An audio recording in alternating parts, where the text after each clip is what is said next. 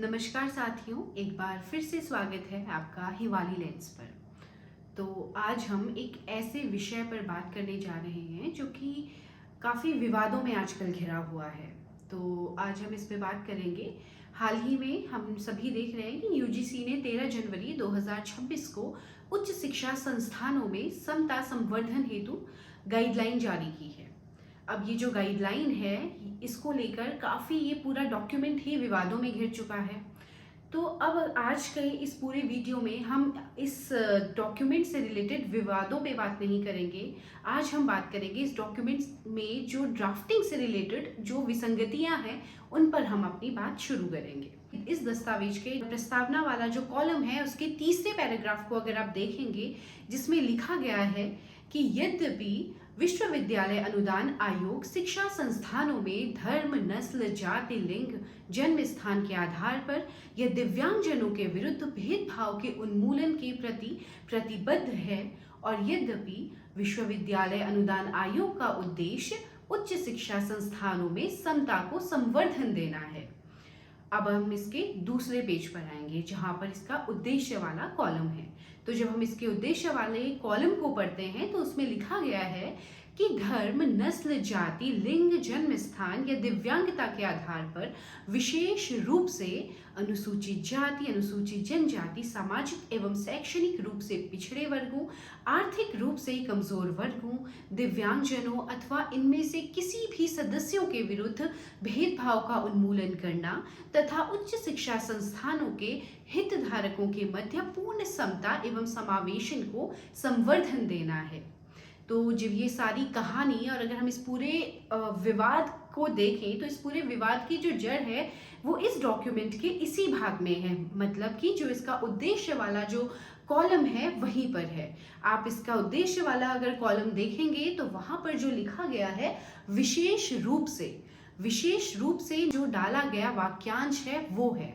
क्योंकि एक तरफ तो आप कह रहे हैं कि धर्म, नस्ल, जाति, लिंग, जन्म स्थान या दिव्यांगता के आधार पर हुए भेदभाव के उन्मूलन के लिए ये सारे नियम बनाए गए हैं, तो फिर इसमें विशेष रूप से अनुसूचित जाति, जनजाति, सामाजिक एवं शैक्षणिक रूप से पिछड़े वर्गों, आर्थिक रूप से कमजोर वर्गों, दिव्यांगजनों के चिन्हांकन की आवश्यकता क्यों थी।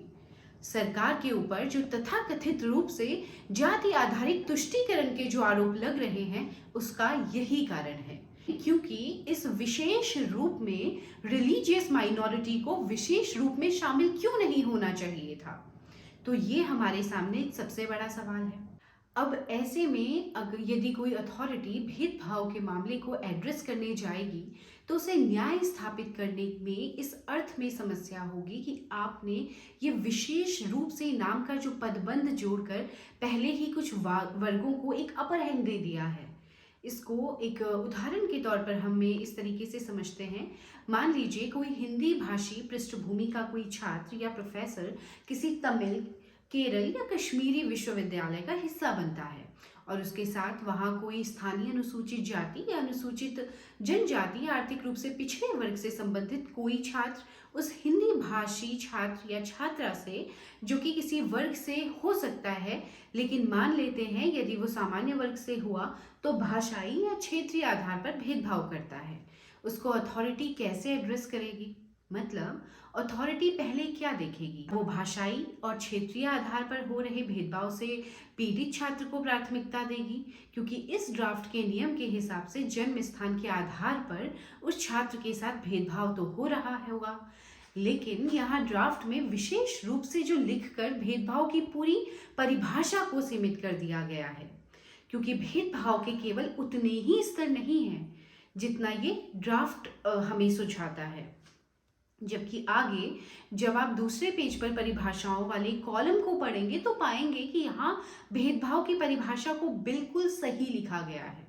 इसमें भेदभाव की परिभाषा में लिखा गया है, भेदभाव का अर्थ धर्म, नस्ल, जाति, लिंग, जन्म स्थान, दिव्यांगता या इनमें से किसी एक के आधार पर किसी भी हितधारक के विरुद्ध कोई भी अनुचित भेदभाव या पक्षपातपूर्ण व्यवहार या ऐसा कोई कार्य, चाहे वो स्पष्ट हो या अंतर्निहित हो, इसमें ऐसा कोई भी विभेद, बहिष्करण, प्रतिबंध या पक्षपात भी शामिल है जिसका उद्देश्य या प्रभाव शिक्षा में समान व्यवहार को निष्प्रभावी या अक्षम करना है, और विशेष रूप से किसी भी हितधारक या हितधारकों के जो समूह है उस पर ऐसी शर्तें लगाना है जो मानवीय गरिमा के प्रतिकूल हों। ये अपने आप में कितनी विरोधाभासी बात है अगर हम देखें कि एक ही डॉक्यूमेंट में भेदभाव की भी दो परिभाषाएं दी गई हैं। अब अगर हम इस कमेटी के फॉर्मेशन की बात करें तो इसमें एक बड़ी गड़बड़ ये है कि इसके जो सदस्य चुने जाएंगे वो उसमें उसी वर्ग के प्रतिनिधियों को चुने जाने की बात की जा रही है जिनका चिन्हांकन दूसरे पेज पर अंकित उद्देश्य वाली कॉलम में किया गया है, लेकिन आर्थिक रूप से पिछड़े वर्गों के किसी प्रतिनिधि को रखने की बात नहीं की गई है। जबकि अनुसूचित जाति, अनुसूचित जनजाति, सामाजिक एवं शैक्षणिक रूप से पिछड़े वर्गों और दिव्यांगजनों के प्रतिनिधियों को कमेटी में रखने की बात तो की गई, लेकिन आर्थिक रूप से कमजोर वर्गों का नाम इन वर्गों के साथ हर जगह अन्य वर्गों के साथ होने के बावजूद कमेटी वाले मामले में उनका प्रतिनिधित्व नहीं है। तो आइए अब ये जानते हैं कि कमेटी में कौन कौन से लोग शामिल हो सकते हैं। तो इसमें इस संस्थान का जो प्रमुख होगा वो इसका पदेन अध्यक्ष होगा, और इसमें जो उच्च शिक्षा संस्थान है उसके 3 प्रोफेसर या कोई भी वरिष्ठ संकाय सदस्य के रूप में शामिल होंगे। इसी तरीके से उच्च शिक्षा संस्थान का कोई भी एक कर्मचारी, चाहे वो जो कि शिक्षक के अतिरिक्त होगा, वो भी सदस्य के रूप में शामिल होगा। इसी तरीके से व्यवसायिक अनुभव रखने वाला नागरिक समाज के 2 प्रतिनिधि होंगे, वो भी सदस्य होंगे। साथ ही इसमें 2 छात्र प्रतिनिधि भी होंगे जिनका नामांकन शैक्षणिक योग्यता, खेलों में उत्कृष्टता, सह पाठ्यक्रम गतिविधियों में प्रदर्शन के आधार पर किया जाएगा, जो जिन्हें विशेष आमंत्रित सदस्य के तौर पर देखा जाएगा।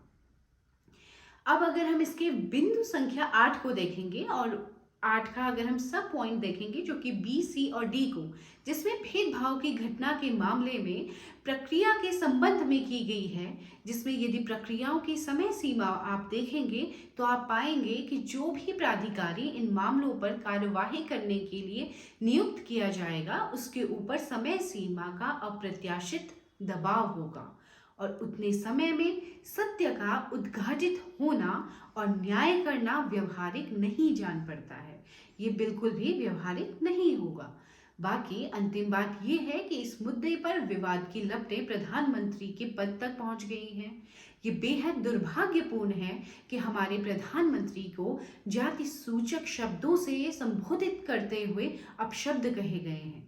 जातिवादी मानसिकता एक सोशल रियलिटी है जिसका इलाज आज के युवा ही करेंगे। धन्यवाद।